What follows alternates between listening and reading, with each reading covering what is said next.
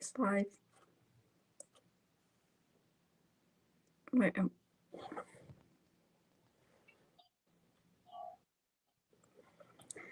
Okay, so hi everyone, I'm Ling. Thank you for coming today and seeing this live. Me and 3 other young people are taking over the Children's Society Facebook and YouTube page today. Here I have Yara with me. Hello. And Eamon and Cree in the backstage.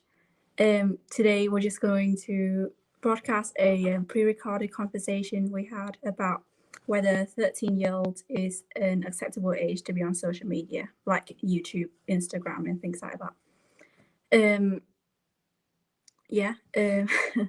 So young people are responding. So if you have any question, please type it in, and we are going to respond to it in the comments. So I'll pass it on to Yara. This podcast is pre-recorded. We did this about 2 weeks ago, I think, maybe even more. And I'm really excited to see how it turns out, because we were so excited to do it and we put all of our hard work into it. It was quite a good debate. Yeah, we put all our blood, sweat and tears into it. Been through a lot of struggles. Yeah, hopefully it's going to turn out well. I actually haven't seen the final version yet. Have you, Yara? No, they didn't show us the edit, so I'm a bit nervous. Yeah, I'm very excited. So just want to say welcome to everyone who has just joined again as well. Just to repeat, this video is pre-recorded, but any comments sent in the chat will be answered live in the comments. So we're just going to show you the virtual conversation now.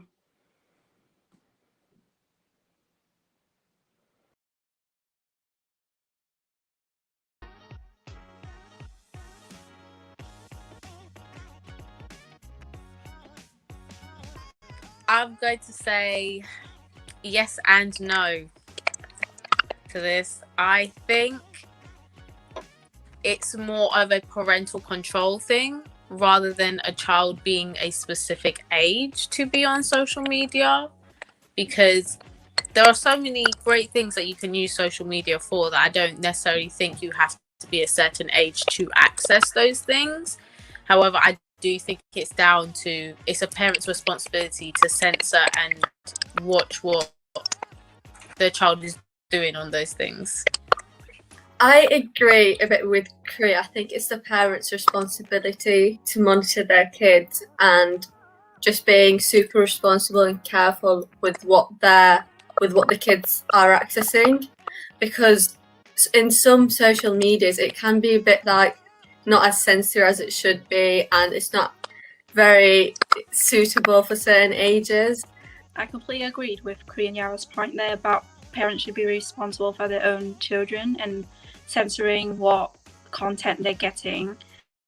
But I don't think it's completely realistic for parents to monitor everything that their child do. Even though the parent should have responsibility of what content that should be seen, it's also partly the company's fault, right? Yeah, but if you're thinking about it, if it's really that much of a bother and parents are complaining about it, then they should do something. So they shouldn't be completely blaming it on the media. They should take some stand and and just like I said before, monitor their kids on social media to make sure they're not exploited to anything.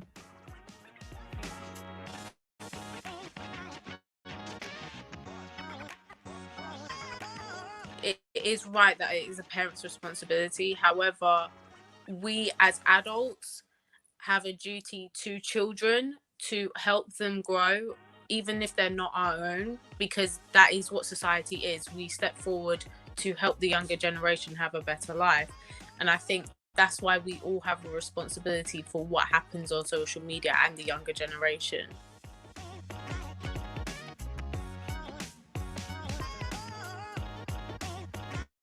My opinion might be a little devil's advocate, but I'm just going to go with it anyways.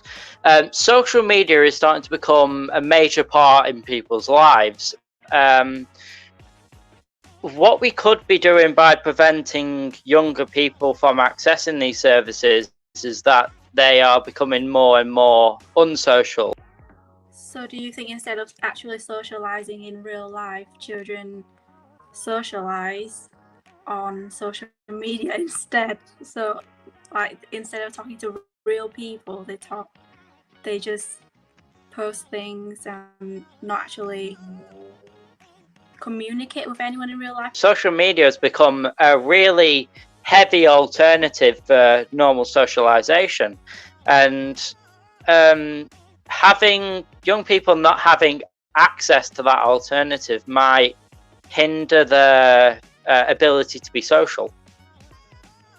But I also question, do you think our technology now is any different from what our parents grew up with? They may have been a different platform, like they may not have social media, but they still had the same pushing of beauty standards and socializing in certain groups and cliques as we do. It's just not as virtual anymore. So do you think there is a big difference between before social media and now, or do you think it's the same but it just seems pushed into our faces? I believe there is a heavy difference between what our parents and people before us had to what we have now. For example, before our time, life was used to be more social, more physical, but as we go on to today, it's become more digital, more social in that aspect. And I don't believe that the fashion standards of yesteryear, well, not yesteryear, decade or century, I guess, should be compared to the fashion standards of now. But that's just life, though. Like back in the day, Marilyn Monroe was the beauty standard. Now we have Kim Kardashian. It just changes over the years, but that doesn't mean that they didn't still have the same pressures and the same kind of push in socializing or being a certain way. We just have it virtually now. So I don't think that there's a big difference in the way social media has just made everything behind a screen, whereas I think maybe in the past it was more in person, but I don't think that makes it any better. In today's world, you don't really need to be following that trend, because there's so many fashion styles, there's so many differences from the normal that it's kind of okay to be different. Think about the whole entire emo fashion style and the whole entire goth fashion style. Do you think they are normal compared to the Miss Marilyn Monroe's time? Sorry if I didn't say that well. Let's keep on going. No, I completely understood. I kind of just think, but I think there's always been alternate kind of ways. Like in the 90s, you had so many different types of fashions. In the 80s, there was loads of different types of fashion. Different types of music brought different types of people together, which brought different types of like fashion and the way people acted. So I don't think it's really changed that much.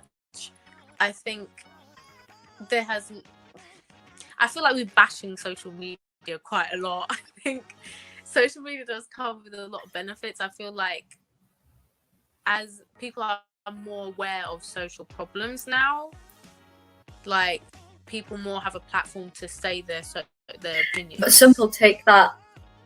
But some people, like you see people posting about, for example, the BLM stand, but they just post it on their story to show the people like, oh no, like I'm not racist, but like they don't actually like believe in that stuff. They're just posting it because people started posting it, and that's completely the wrong idea. And we shouldn't be giving that sort of mindset to kids this generation. Yeah, I completely understand that. I think people jumping on the bandwagon on social problems is just the worst thing you could possibly do. But there's always going to be two sides of a coin. You're always going to find someone who's just doing it for the sake of doing it, and then you're going to find people who actually believe in it and stand for it. I agree with Yara's point actually. Activism on social media is very performative. Instead of actually educating yourself and other people, it's just like posting, like you said, just BLM signs on your Instagram story to prove that you're not racist, when in fact you call, like you said, a racial slur every other day. You know what I mean?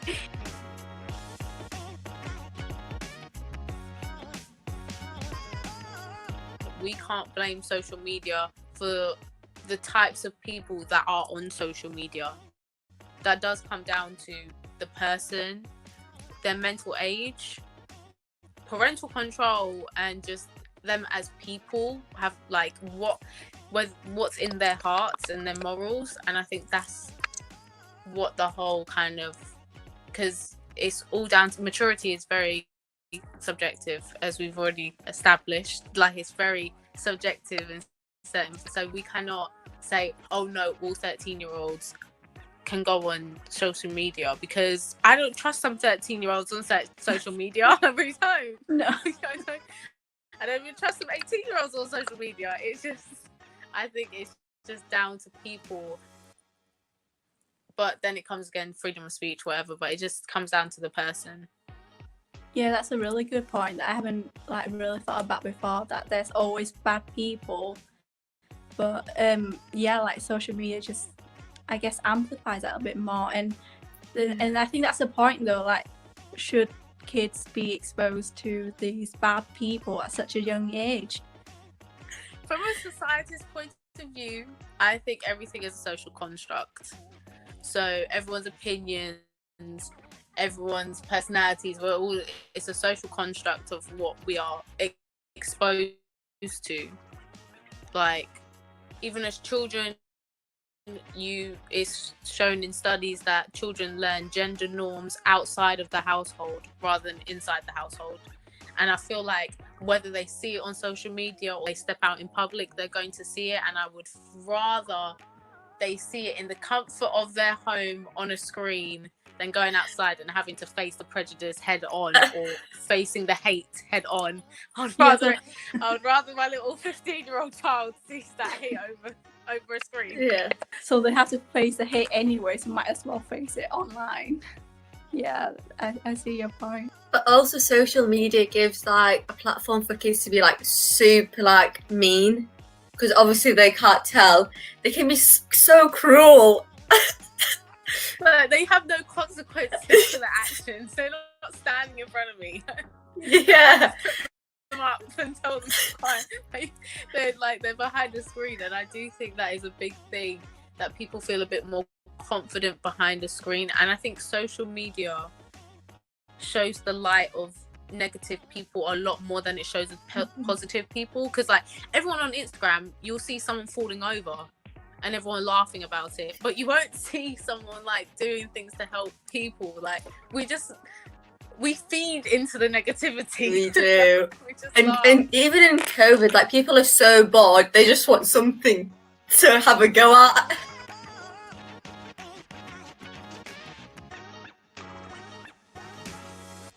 Yeah, I think social media really helps to like radicalize everyone. Just either really right-winged or really left-wing, like there's no in between, and that can be, I think there should be like a medium ground, but with social media there's no medium ground because of the algorithm. So I think that's a bit harmful for young people aged 13 to be exposed to.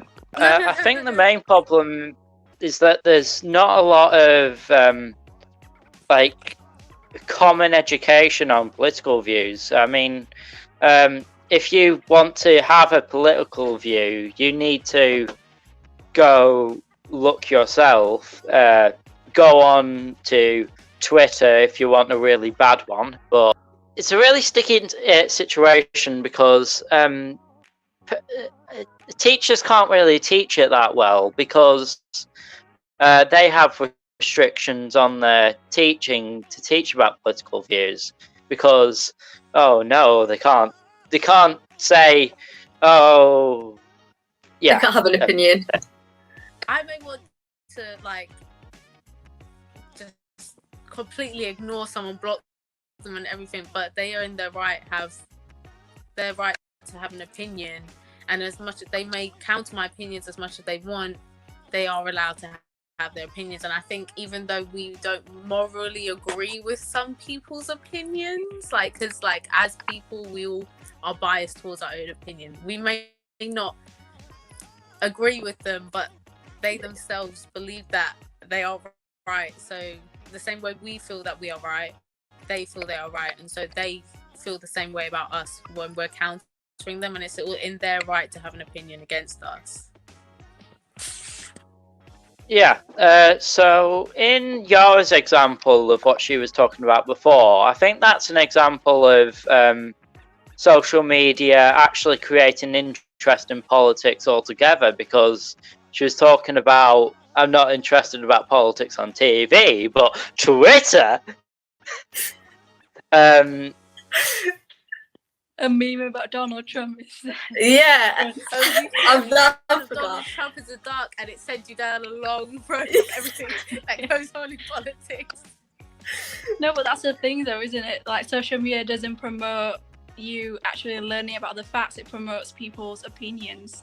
And I think social media might just be the thing that might help this interest, this important interest, I would say, grow and grow inside a young person's mind. Yeah, It's completely true agree. though, because whether we have it on social media, we will have it in person. So whether we see it on social media and decide to research it for ourselves, we'll be taught it in school by someone else in a different manner, or we'll see it in the newspapers, or we'll see it in any kind of way. So like, it's just how the cookie crumbles, guys. It's just how the cookie crumbles. The problem with with the education in schools is that it's not really a main point that they do. The main point is maths and English, and yeah, they are important, but I think we should emphasize the point of PSHE and more nuanced subjects, because I think there's rather a divide on political views, and I think it has to start at schools. So I think now that we're coming to the end, has anyone's opinions changed on like the initial thing, or do you feel like you've learned something a bit new, or something that's like you didn't think about before?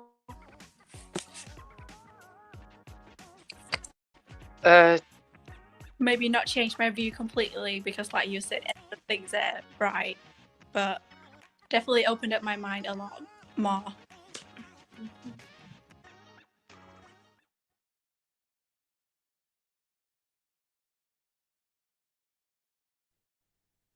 Okay, all right. So, what you've just watched there was us have a huge discussion about social media, what age it's right to be on. Creed, do you have anything to say about that? To be honest, I really enjoyed making it. I really enjoyed everyone's discussions, and I just want to say thank you for everyone to just being here and watching it, and just being part of this with us, this journey with us through this discussion. There will be another one in 2 weeks if anyone wants to, on a different topic, if anyone would like to watch that as well. But other than that, I just want to say thank you. Is there anything else you wanted to add, Eamon? Yeah, one other thing I want to add is that these subjects were handpicked by us, just to put that extra one up on our egos. So, yeah, that's all I needed to say, just to make myself proud, to be honest. So, I'm glad that you've all came to watch this, but I'm sorry, but we can't hold this account for much longer. We must go. See you 2 weeks, I believe, in 2 weeks. Right time, right? Yeah. Yeah. Okay. Oh, sorry. Okay, so see you in 2 weeks. See you later, whatever it's going to be. Bye.